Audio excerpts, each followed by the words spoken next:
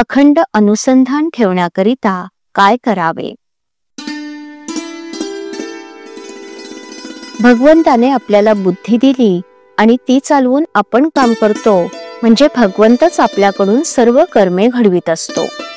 त्याच्या प्रेरणेनेच सर्व घडते आहे अशी भावना प्रत्येक कर्मात ठेवली म्हणजे भगवंतावर प्रेम जडते.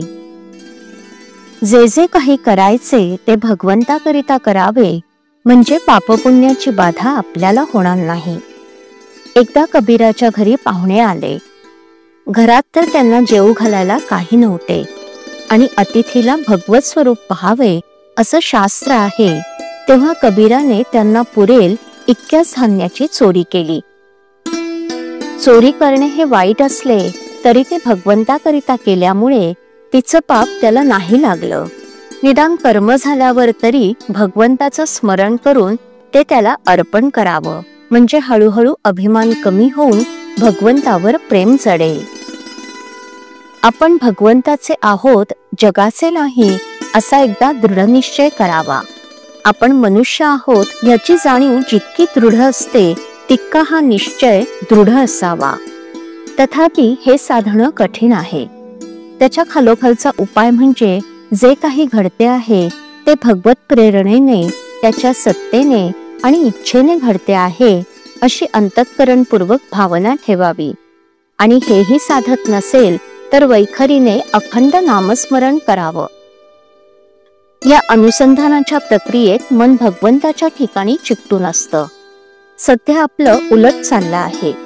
आपण देहाने पूजा करतो, यात्रा बित्रा करतो, पण मन मात्र प्रपंचाकडे ठेवतो.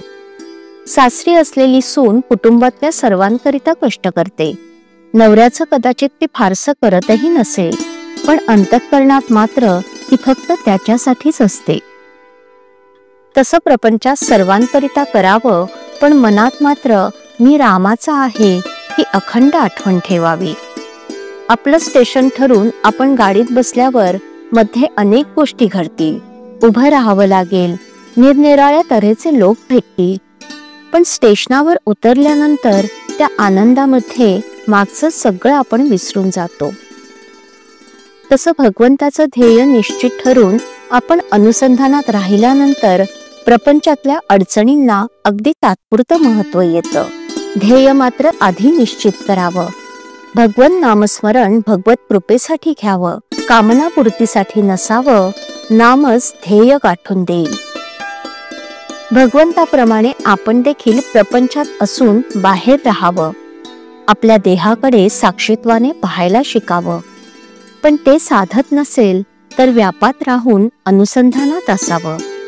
वाचलेलं विसरेल, पाहिलेलं विसरेल, कृती केलेली विसरेल, पण अंतःकरणात घट्ट धरलेलं भगवंताचं अनुसंधान कधी विसरायचं नाही. श्रीराम. श्रीराम जय राम जय जय राम. श्रीराम जय राम जय जय राम. श्रीराम जय राम जय जय राम. श्रीराम जय राम जय जय राम. श्रीराम जय राम जय जय राम. श्रीराम जय राम जय जय राम. श्रीराम जय राम जय जय राम. श्रीराम जय राम जय जय राम. श्रीराम जय राम जय जय राम.